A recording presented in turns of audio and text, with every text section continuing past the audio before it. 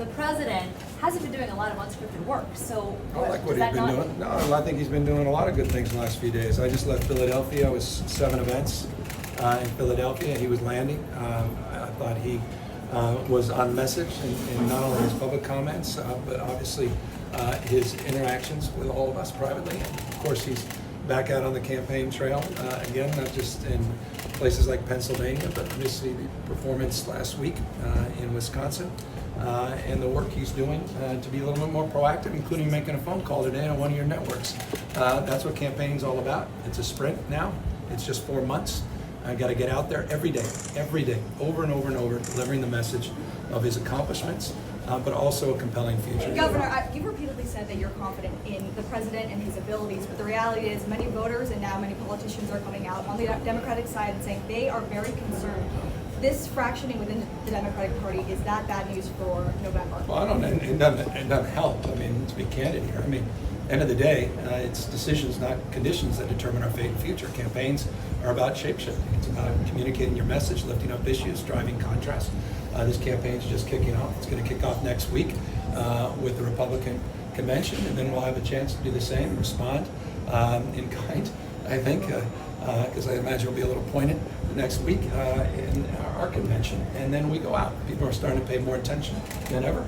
People are dialing in, and I'm dialing up. I decided instead of just rolling over and giving up, that I would step up and I pick up the fight, and that's why I've been in Michigan and Pennsylvania. That's why I'm here. Took my holiday weekend. It wasn't easy to be away from the kids, and I said there was something more important: liberty, future, reproductive care, freedom, all the things. By the way, here in New Hampshire, it's all about freedom. It's about liberty. All those things are profoundly on the ballot. Daylight and darkness. This is simply about daylight and darkness. Nothing more existential. And I don't say that lightly. I spent a lot of time with Donald Trump. There was no Democratic governor in the United States of America that worked with him more than I did. I'm a person who has an open hand, not a closed fist. But we were also involved in 122 lawsuits against him. I know what he's capable of doing, and you've seen nothing yet. This is profound. For every Republican out there, you know it too. In their heart of hearts, this is not someone that you think your kids should aspire to be. You don't. Your kids don't want to talk like that. You don't want them to be this person. You don't want them to be that person's character. This is about the character of the nation.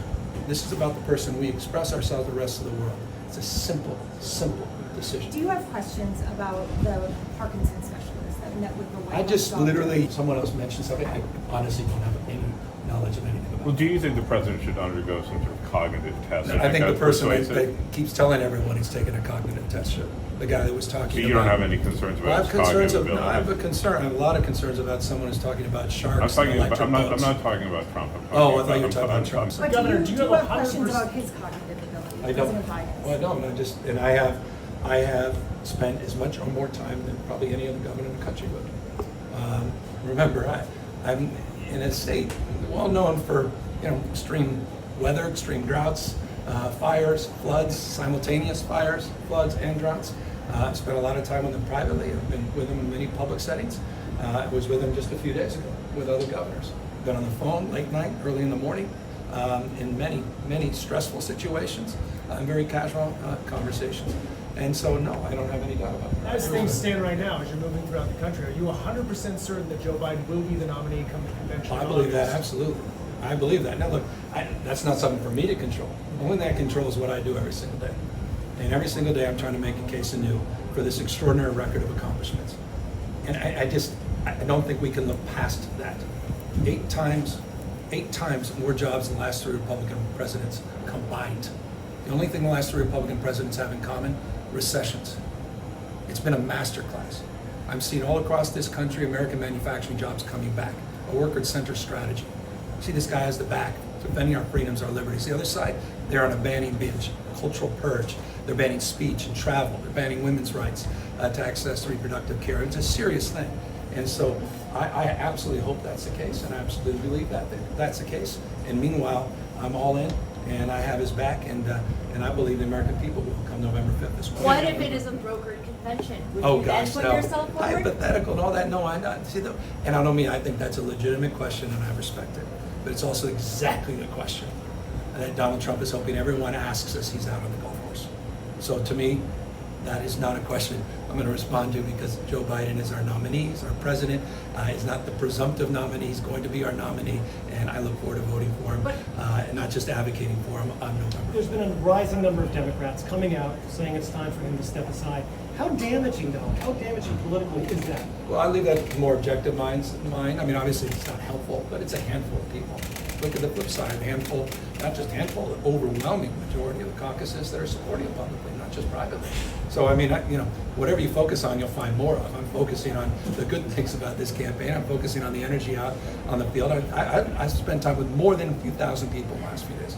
I'm telling you, the punditry today was interesting. It was sort of a shift because people started to recognize at the grassroots, something else is happening that's very different than what everybody's talking about in some of the editing rooms and some of the press rooms. So it's just a different experience, and it gives me a lot of confidence. Every single stop that we've had in the 6 days that I've been out, we've had to change venues because there were so many people showing up. They're not giving into the cynicism fear, they're showing up.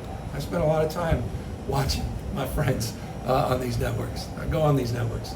And I'm not just talking about my friends at Fox, One American News, Newsmax, and others. I know I'm a student of it. This is all very intentionally ginned up in order to create a little mishigash. And so, I don't take it personally. I don't take it seriously, except to say sometimes I do believe others do take it more seriously than they should. And I think it's a lot intentional mis and disinformation, and it can be very effective. And so we got to counter that, and that's why I'm out here. Do you think if it comes to it that Vice President Harris could defeat Donald Trump? Well, it's a hypothetical. I have no doubt about that. And that's someone that's also known her longer than most before we both are in politics. But if it comes to that, but I don't expect it's going to come to that.